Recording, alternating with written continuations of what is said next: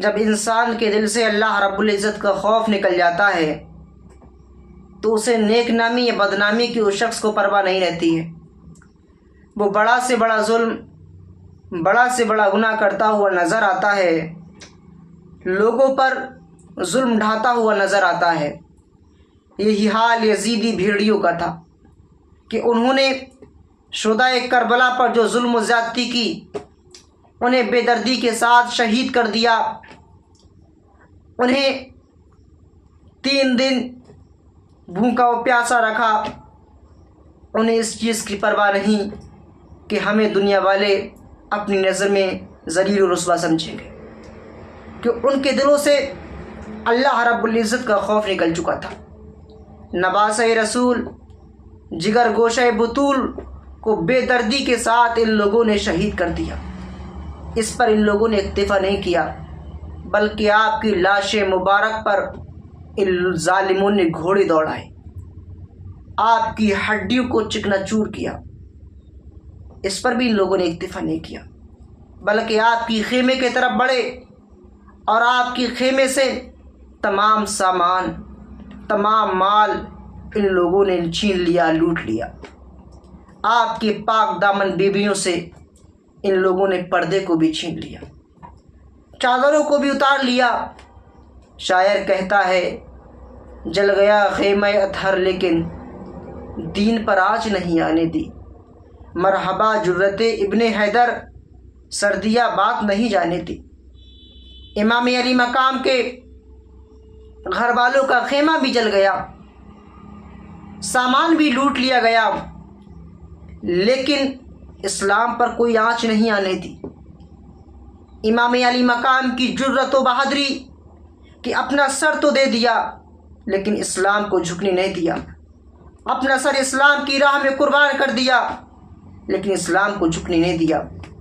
امام علی مقام کا سر انبر خولی ابن یزید کے ہاتھ ابن زیاد کے پاس بھیجا گیا اور باقی شہدائے کربلا کے سر قیس ابن اشعث اور شمر وغیرہ کے ساتھ روانہ کیے گئے۔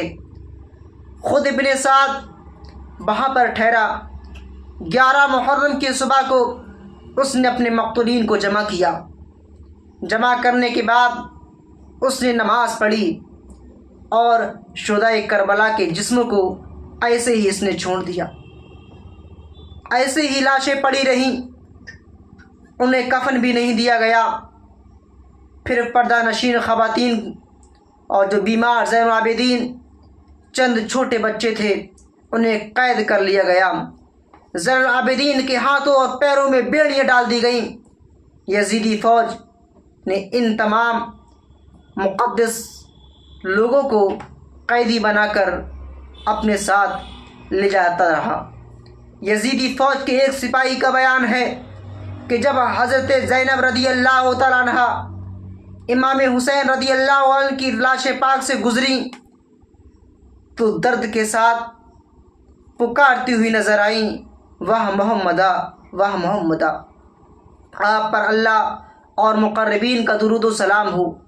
حسین میدان میں پڑے ہوئے ہیں، خون آپ کے جسم سے ٹپک رہا ہے، تمام اعضاء کٹے ہوئے ہیں اور آپ کی بیٹیاں قید میں ہیں، آپ کے تمام اعضاء کاٹ دیے گئے ہیں، آپ کی اولاد کو قتل کیا جا چکا ہے، ان کی لاشوں پر خاک اڑ رہی ہے۔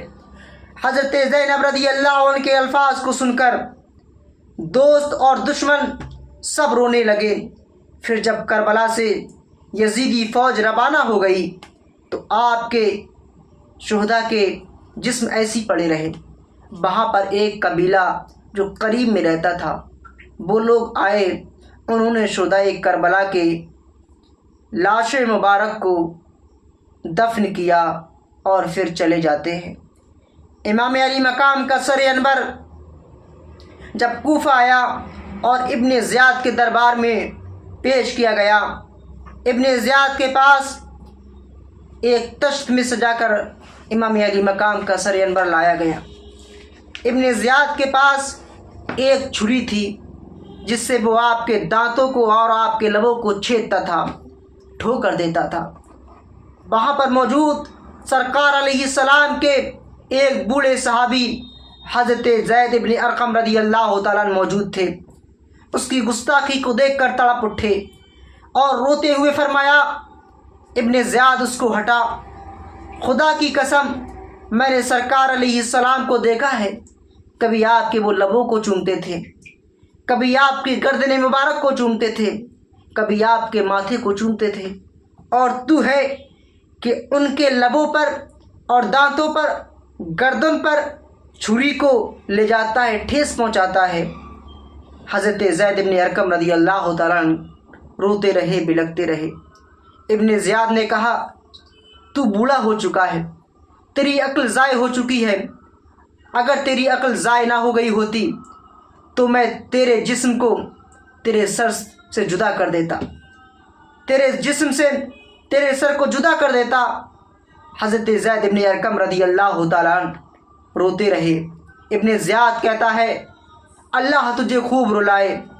حضرت زید ابن ارقم رضی اللہ تعالیٰ عنہ کہتے ہیں، اور روتے ہوئے وہاں سے اٹھتے ہیں اور یہ کہتے ہوئے چلے جاتے ہیں، غلام نے غلام کو حاکم بنا دیا۔ آج عرب کے لوگ سب غلام بنے ہوئے ہیں۔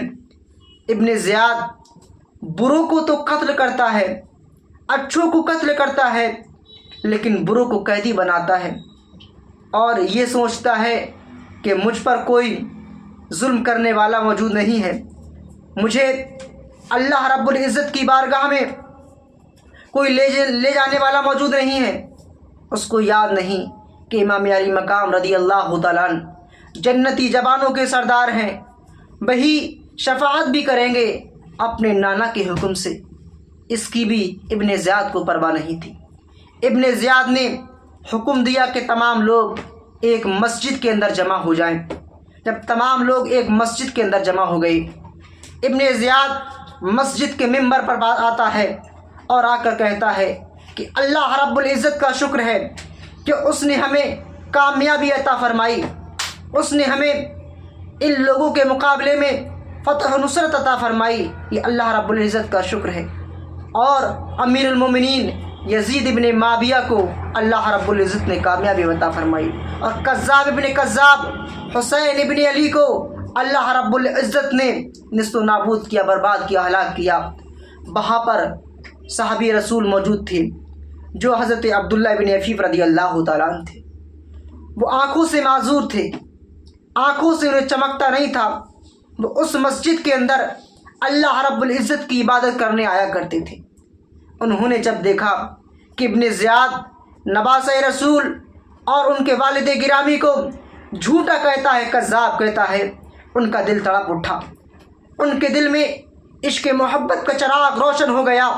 سرکار علیہ السلام کی محبت جاگ اٹھی اور ابن زیاد سے کہا، تو انہیں کذاب ابن کذاب کہتا ہے؟ تو جانتا نہیں یہ کون ہیں؟ یہ نواسۂ رسول ہیں، اور ان کے والد بھی سچے ہیں، ان کے نانا بھی سچے ہیں، خود امام حسین رضی اللہ تعالیٰ عنہ سچے ہیں۔ تجھے جس نے حاکم بنایا ہے وہ بھی جھوٹا ہے، تو بھی جھوٹا ہے، تیرا باپ بھی جھوٹا ہے۔ حضرت عبداللہ بن عفیف رضی اللہ تعالیٰ عنہ کو اس نے قید کر لیا۔ وہاں پر حضرت عبداللہ بن عفیف رضی اللہ تعالیٰ عنہ کے لوگ موجود تھے، آپ کے گاؤں والے موجود تھے۔ ان کی درخواست پر حضرت عبداللہ بن عفیف رضی اللہ تعالیٰ عنہ کو چھوڑ دیا گیا۔ لیکن جسے خون پینے کی عادت ہو، جسے خون بہانے کی عادت ہو، وہ شخص خون پیے بغیر خاموش نہیں بیٹھتا، اس شخص کو تو خون چاہیے ہوتا ہے۔